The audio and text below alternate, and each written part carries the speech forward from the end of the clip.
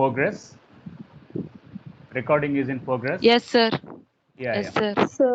So Yes, sir. now, yeah. So Thank you, now, sir. yeah, fine. Now I have the slide with operating systems.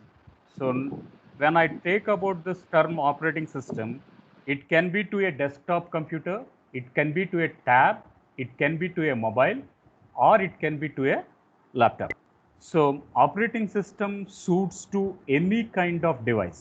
That means the definition where the operating system stands was, I have a bare user here and I have hardware components here. So in between the bare user and in between the operating system, we need a mediator, we need a Unmuting అని వస్తుంది.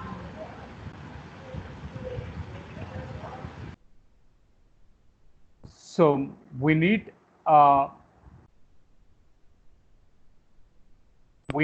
some intermediate interface, and that intermediate interface is called as an operating system. So what the pure definition of an operating system happens is, it is a control program which acts as an interface between system user. We call this person as a system user, and you call this person as a system hardware. So we have a system user, the human being, and we have the computer hardware.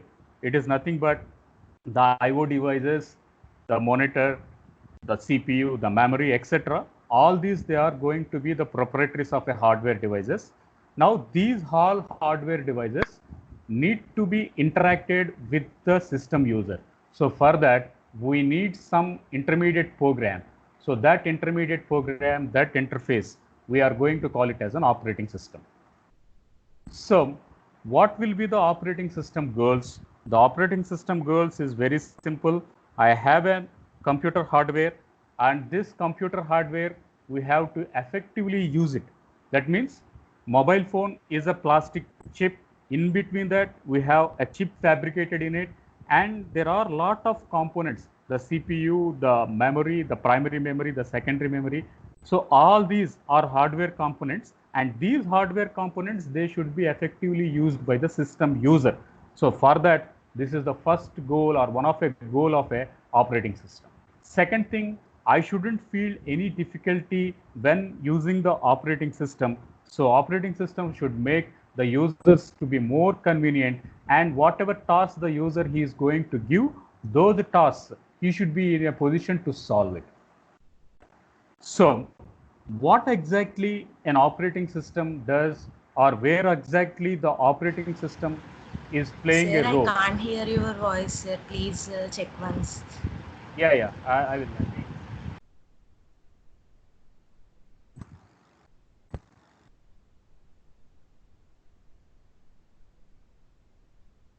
So is it audible now?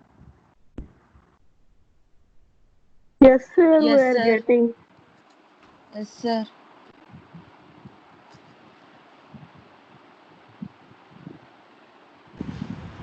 No, sir, I can't hear your voice, sir. 1 second, I am just verifying why the mic is the mic, what the icon here you can see is totally unmuted. So from my side, I don't think something is going wrong, but I'm just verifying. So okay, I will stop this.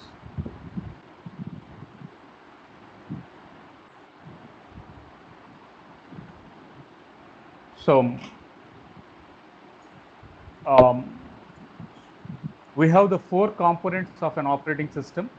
So the 4 components I was mentioning will be: one, the user; second one, the application layer; the third one will be the operating systems; and the fourth one will be the hardware. So these are the 4 entities for any basic computer or any basic mobile also. So we users, we are working at the topmost layer here, and we are using C compiler or a C++ compiler, a Python compiler, or a or an R compiler.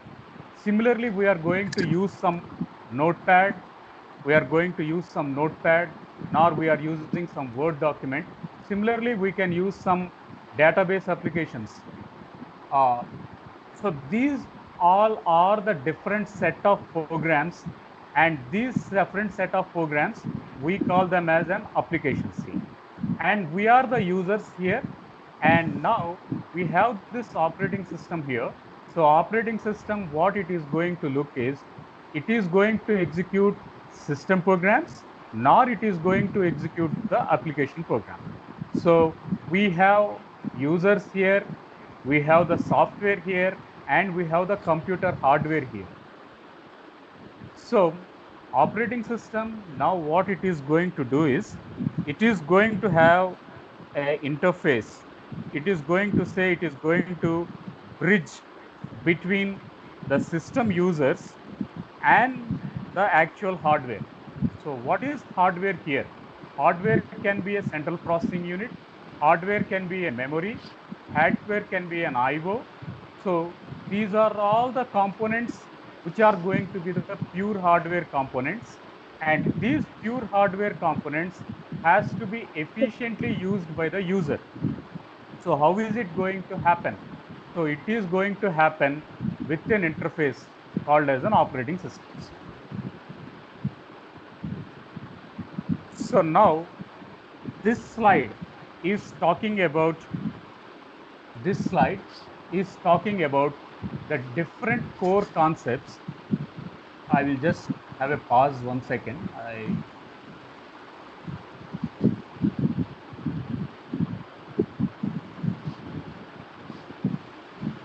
So participant, please mute all. So muting.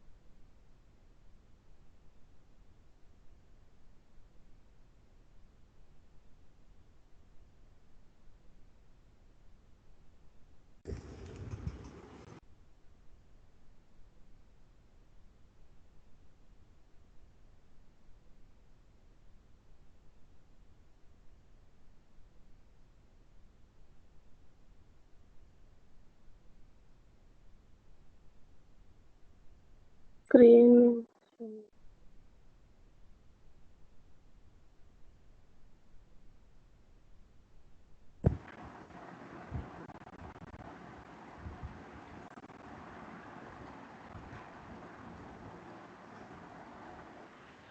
So operating system concepts, the first one will be the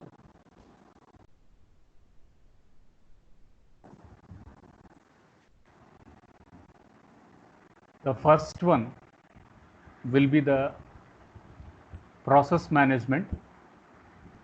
Second one is the memory management. Now the things what are going to be resided in the computer, we call them as programs. And when they are going to be executed, when they are going to be part of a memory brought for execution, then they are going to be active. When the thing is going to be converted into an active, then we are going to call them as a process. As simple as such. So I have my program as swap.c, and I am storing this swap.c in my D drive. Then I am going to call that one as a program. And that program is going to be called as passive entity. Now the same program is brought into my random access memory, the primary memory. Now we call that one as process, and that one, it is going to be called it as active entity. So that is the first difference you should understand between process and a program. I have the things in my C drive or D drive. I'm not executing. They are just simply stored. Then it is going to be called as a program, and that program we are going to call it as passive entities. But the same thing, now I'm going to bring it for execution, for using the program. Then I'm going to call that one as process, and that process is going to be a active entity. Now, how a process is going to be done, how a process is going to be executed. How the accomplishment of a task of a process is completed means it is going to have one, the central processing unit support, second one, the memory support, third one, the IO support. So when I'm going to call it as central processing unit, it can be both the arithmetic logic unit and the control unit. So arithmetic logic unit and control unit, they are going to be process of CPU. When I am going to call it as memory, it can be a random access memory, it can be a read-only memory. When I am going to call it as IO, obviously it can be a keyboard, it can be a mouse, it can be a printer, it can be a scanner. When I am going to be call it as files, as it is going to be called as some swap.c, whatever the files you are going to have. So these are all the different components of a process. Now let us look in my desktop, in my computer, how the things are relevant. So what I'm going to do is,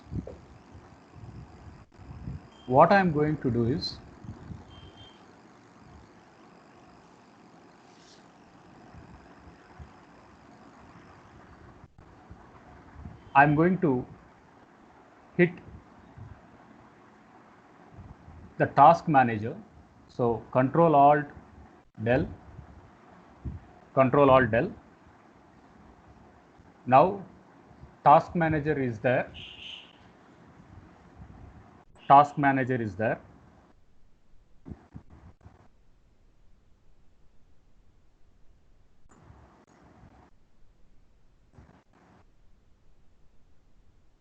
So hope you are seeing my task manager window, right? Yes, sir. Yes, sir. Okay. So it takes time because see, it is saying not responded yet.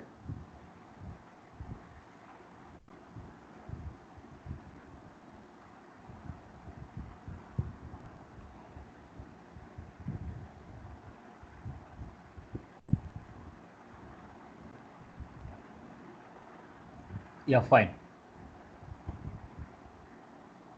So if Microsoft Teams is brought into primary memory, now it is called as a process and it is an active entity. After the class is over, I will close the Microsoft Teams. Then it is in C drive or D drive or E drive. I am not using it. Then it is called as a general program. So it is called as a passive entity. Now you can see how much the Microsoft Teams is using means you can see 4.4% of CPU it is going to use, 501.9 megabytes of memory it is going to use. Similarly, if I'm going to say that how much is my PowerPoint presentation using, it is using 40% size, 0.1 size of the CPU cycle, and around 80 MB of the memory it is going to use. Now, what is its performance? So when I say the CPU performance, you can see how much speed it is going to execute the task.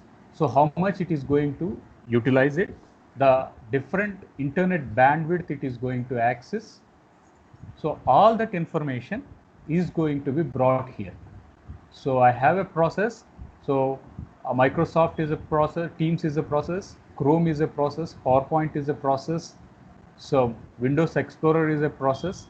So these are the different, NVIDIA is a process. So these are the different processes which are running in front ground and foreground of my system. So now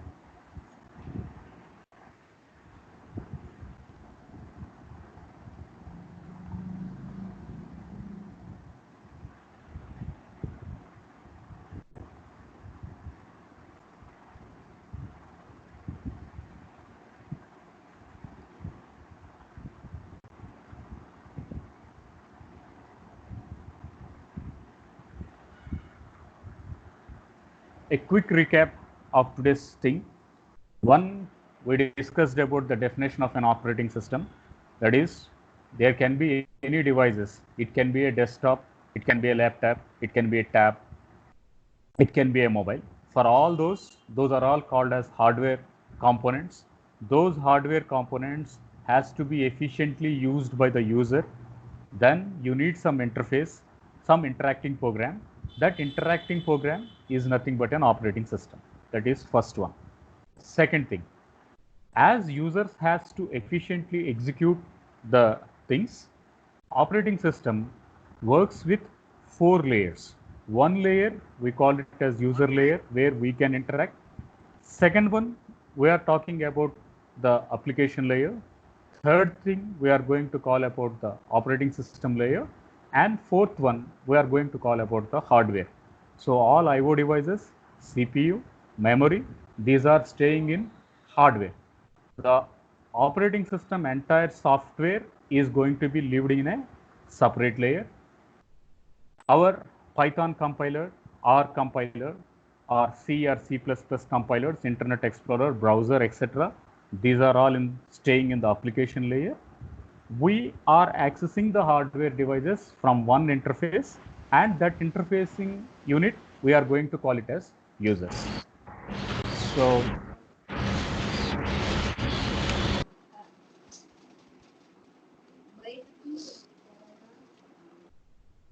this is what we can.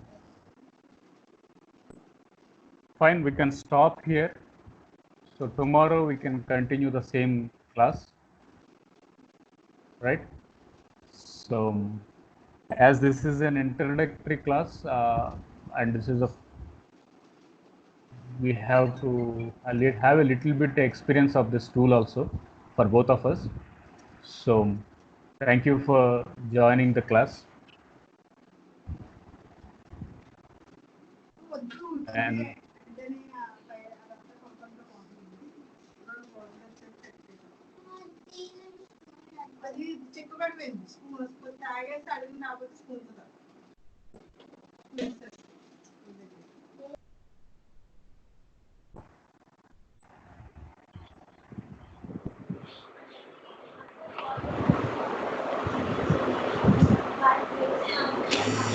yeah, you can leave the class. Thank you. Tomorrow we can take.